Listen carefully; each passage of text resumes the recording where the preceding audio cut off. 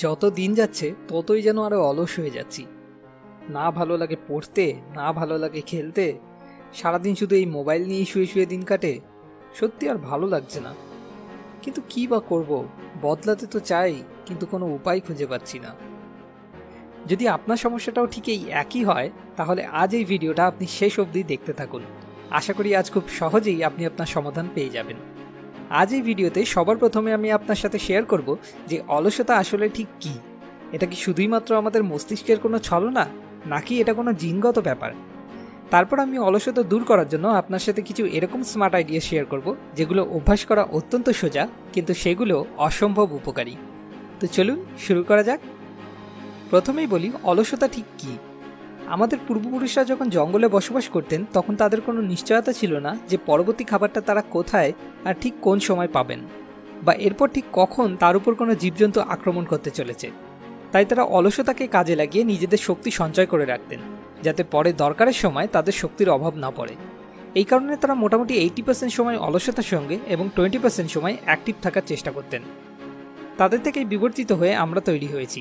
যদিও এখন আমাদের খাবারের অনিশ্চয়তা নেই, অন্তত আমি আপনি যারা এই ভিডিওটা দেখছি তাদের নেই বলেই আশা করা চলে, কিন্তু তবুও আমাদের মস্তিষ্ক এখনও সেই অভ্যাসেই জড়িয়ে আছে। এই কারণেই দিনের 80% সময় আমরা অলসভাবে এবং 20% সময় অ্যাক্টিভভাবে কাটাই। এখন সমস্যাটা হলো, কারো কারো ক্ষেত্রে 80-20 বদলে সেটা 99-1% এসে দাঁড়িয়েছে। তো এটাকে কি করে বদলানো যায়? আগে বুঝে নিই অলসতার সিস্টেমটা ঠিক কী করে কাজ করে। আমাদের মস্তিষ্কে ডোপামিন নামে একটি হরমোন খরিত হয়, যেটা আমাদের যে কোনো কাজ করার জন্য ইচ্ছা শক্তিকে ভীষণভাবে নিয়ন্ত্রণ করে। এই ডোপামিন সিস্টেমকে মস্তিষ্কের রিওয়ার্ড সার্কিটারিও বলা হয়। ফেসবুক করতে বা সিওসি খেলতে কি আমরা কখনো অলসতা অনুভব করি? না, ঘন্টার পর ঘন্টা কোনো পরিশ্রম ছাড়াই এক নাগারে খেলে চলি। কিন্তু বই পড়ার ব্যাপারে সেক্ষেত্রে তো যেন 5 মিনিট ও 5 ঘন্টার সমান লাগে। তো এরকম কেন হয়? আমরা যখন ফেসবুক করি বা সিওসি খেলি, তখন আমাদের ব্রেনের রিওয়ার্ড সার্কিটারি অ্যাক্টিভেট হয়ে যায়, কারণ এগুলোতে প্রতি মুহূর্তে আমরা নতুন কিছু এক্সপিরিয়েন্স করি। কিছু সময় পরপরই আমরা নতুন কিছু রিওয়ার্ড পাই, যেটা আমাদের মস্তিষ্কে ডোপামিন হরমোনের নিঃসরণকে বাড়িয়ে দেয়, যার ফলে আমরা ক্রমাগত বেশ একটা ভালো অনুভূতি অনুভব করতে থাকি এবং ধীরে ধীরে সেটার প্রতি আসক্ত হয়ে পড়ি। ঠিক এই কারণেই পরীক্ষার আগে পড়তে বসতে আমাদের কোনো অলসতাই অনুভব হয় না, কারণ তখন আমাদের সাবকনশিয়াস মাইন্ড খুব ভালোভাবে জানে যে এখন পড়লে ভালো নাম্বার পাবো, আর না পড়লে ফেল, আর কোনো পথ নেই, যেটা আলটিমেটলি আমাদের রিওয়ার্ড সার্কিটারিকেই অ্যাক্টিভেট করে দেয়। তো অলসতা দূর করার জন্য আমাদের মূল লক্ষ্য হওয়া উচিত কিভাবে আমরা আমাদের রিওয়ার্ড সার্কিটারিকে আমাদের ক্ষতি করা থেকে বিরত রেখে উল্টে বরং আমাদের উপকারের জন্য কাজে লাগাতে পারি। এইটুকু করতে পারলেই আমরা আমাদের অলসতাকে গোড়া থেকে অনেকটা কমিয়ে ফেলতে পারবো। এই কাজটা করার অনেকগুলো উপায় আছে, কিন্তু বাস্তব হলো তার মধ্যে 80%-এর বেশি উপায়ই ভীষণ আনপ্র্যাকটিক্যাল। মানে আমাদের মতো বেশিরভাগ সাধারণ মানুষের পক্ষে সেগুলোকে ফলো করা সম্ভব না। কিন্তু 20% এরকম উপায় রয়েছে যেগুলো খুবই সিম্পল এবং যেগুলোকে ফলো করা আমাদের সবার পক্ষেই খুবই সোজা। আমি তার মধ্যে থেকেই কিছু উপায় আজ আপনার সঙ্গে শেয়ার করব। Smart idea 1, avoid the bed. আমরা সারাদিনে যত কাজ করি তার মধ্যে 90%-এর বেশি কাজ নিয়ন্ত্রিত হয় আমাদের সাবকনশিয়াস মাইন্ডের দ্বারা, অর্থাৎ আমাদের সেগুলো ভেবে ভেবে করতে হয় না, অটোমেটিক আমরা করে ফেলি। এবার যে বিছানায় আপনি রাতে ঘুমান, সেই বিছানায় যদি আপনি সারাদিন শুয়ে বসে কাটান, তো সারাদিন আপনার মস্তিষ্কের কাছে সিগন্যাল যেতে থাকে যে এটা মনে হয় ঘুমের সময়। অর্থাৎ একভাবে আপনার সাবকনশিয়াস মাইন্ড কনফিউজ হতে থাকে এবং সে সিগন্যাল দিতে থাকে ঘুমের জন্য। ফলস্বরূপ আপনি সারাদিন অলসতা অনুভব করেন। এটাকে বদলে একটা নতুন অভ্যাস তৈরি করতে হবে। ঘুম থেকে সকালে ওঠার পর থেকে যতক্ষণ না আবার ঘুমাতে যাচ্ছেন, তার মাঝে কখনোই ওই বিছানায় উঠবেন না। এমনকি পারলে সোফাও অ্যাভয়েড করুন। এমন কোনো জায়গায় বসে যদি আপনি সময় কাটান যেখানের সাথে এই ঘুম শব্দটা আপনার মস্তিষ্কের সঙ্গে জড়িয়ে আছে, তাহলে সেখানে বসতেই আপনার সাবকনশিয়াস মাইন্ড ঘুমের সিগন্যাল দিতে শুরু করবে। তাই আমি সাজেস্ট করি সবসময় মেঝেতে কোনো শতরঞ্চি বা কার্পেট জাতীয় কিছু পেতে বসে যে কোনো কাজ করুন। মেঝেতে বসে সময় কাটানোর জন্য আপনি শুধু অলসতার ক্ষেত্রেই নয়, তার সাথে সাথে আরও হাজারেরও বেশি উপকারিতা পাবেন। এটা আপনার শরীর সুস্থ রাখতে, মন ভালো রাখতে আরও অনেক ক্ষেত্রে উপকার করবে। তাই একমাত্র ঘুমানো ছাড়া আর বাকি পুরোটা সময় মেঝেতেই বসে বা অনেকক্ষণ বসে থাকার পর দরকার হলে একটু হেলান দিয়ে বা একটু আড়মোড়া ভেঙে কোনো কাজ করে সময় কাটানোর চেষ্টা করুন। Smart idea 2, exercise. অলসতা মূলত দু ধরনের, একটা শারীরিক আর একটা মানসিক। শারীরিক অলসতাকে দূর না করে মানসিক অলসতাকে দূর করা প্রায় নেক্সট টু ইম্পসিবল, যেটার জন্য একমাত্র উপায় হলো এক্সারসাইজ করা। কিছু কিছু লোক থাকে দেখবেন যারা এক্সারসাইজ করার প্রতি আসক্ত, মানে একদিন জিম না করলেও যেন তাদের চলে না। ফুড, সেক্স অ্যান্ড এক্সারসাইজ, এই তিনটে জিনিস আমাদের ডোপামিন ক্ষরণ অর্থাৎ রিওয়ার্ড সার্কিটারিকে সবথেকে বেশি ইনফ্লুয়েন্স করে।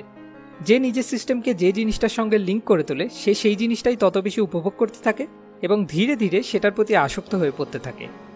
এক্সারসাইজ অত্যন্ত উপকারী এবং এক্সারসাইজও বাকি দুটোর মতোই আসক্ত করে ফেলতে পারে। তাই আপনি যদি কিছুদিন কষ্ট করে হলেও নিয়মিত এক্সারসাইজ করে নিজের রিওয়ার্ড সার্কিটারি সিস্টেমটাকে একবার এক্সারসাইজের সঙ্গে লিঙ্ক করে নিতে পারেন, তাহলেই ব্যাস কাজ হাসিল। অলসতা তো দূর হবেই, তার সাথে সাথে আপনি সুস্থ সবল থাকতেও সক্ষম হবেন। Smart idea 3, reward yourself. আমাদের মূল লক্ষ্য হলো আমাদের রিওয়ার্ড সার্কিটারিকে উপকারের জন্য কাজে লাগানো, কিন্তু পড়ার ক্ষেত্রে এটাকে কিভাবে অ্যাক্টিভেট করব? শুধু পড়াই না, যে কোনো কাজ যেটা আপনি জানেন সেটা করা আপনার জন্য ভালো কিন্তু অলসতার কারণে কিছুতেই করে উঠতে পারছেন না, সেখানে ডোপামিনের ক্ষরণের জন্য আপনাকে এক্সটার্নালি ওই কাজটার জন্য নিজেকে নিজে রিওয়ার্ড দিতে হবে। মানে এখন যদি আপনার রিওয়ার্ড সার্কিটারি ফুডের মাধ্যমে সবথেকে বেশি ইনফ্লুয়েন্স হয়ে থাকে, মানে আপনি যদি খেতে খুব ভালোবাসেন, ধরুন আপনার প্রিয় খাবার হলো বিরিয়ানি, তাহলে নিজেকে নিজে কথা দিন যে 3 দিন পর পর রোজ একটা করে চ্যাপ্টার পড়া শেষ করলে 4 দিনের দিন আপনি নিজেকে আপনার ফেভারিট রেস্টুরেন্টের 1 প্লেট বিরিয়ানি রিওয়ার্ড দেবেন। এবার এটা বিরিয়ানির জায়গায় ক্যাডবেরি বা একটা সামান্য লজেন্সও হতে পারে। যখনই আপনি এরকম করবেন আপনার রিওয়ার্ড সার্কিটারি অ্যাক্টিভেট হয়ে যাবে এবং পড়ার জন্য বা সেই কাজের জন্য আপনি আলাদাই একটা মোটিভেশন অনুভব করবেন। খুবই সোজা এবং মজাদার একটা পদ্ধতি, শুধু এক্ষেত্রে আপনার একটু সেলফ ডিসিপ্লিনের প্রয়োজন হবে। Smart idea 4, do it interestingly. আমাদের মধ্যে অলসতা তখনই আরও বেশি করে দেখা দিতে থাকে যখন আমরা জোর করে এরকম কোনো কাজ করি যেটাতে আমাদের ভেতর থেকে সত্যিকারের কোনো ইন্টারেস্ট নেই। এবার একটা উপায় হলো এরকম কোনো কাজই না করা যেটাতে কোনো ইন্টারেস্ট নেই, কিন্তু সেটা সব ক্ষেত্রে সম্ভব হয় না। আমি যদি এখন একজন স্টুডেন্ট হই আর পড়াশোনায় আমার কোনো ইন্টারেস্ট না থাকে, তাহলে তবুও একটা মিনিমাম এডুকেশনের জন্য আমাকে পড়তেই হবে।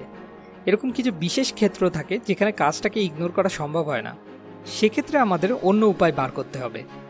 এমন কিছু খুঁজে বার করতে হবে যাতে সেই বোরিং কাজটাও ইন্টারেস্টিং লাগতে শুরু করে, যার মধ্যে একটা উপায় তো আমি আগেই বললাম, রিওয়ার্ড ইউরসেলফ।